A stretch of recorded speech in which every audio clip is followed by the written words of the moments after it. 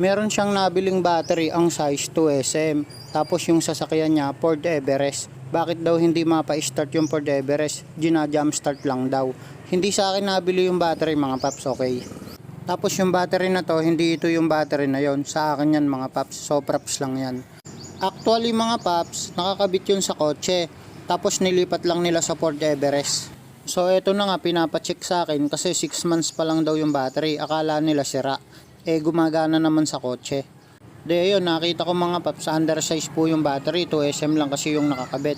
Tapos nung in-scan ko, nasa 400 lang yung CCA, mababa.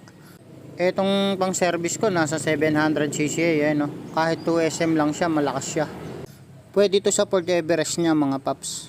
Sa mga pick-up na sasakyan, SUV, mga diesel engine, dapat ang CCA ng battery nasa 600 pataas. So yun lang guys, maraming salamat, sana nakatulong.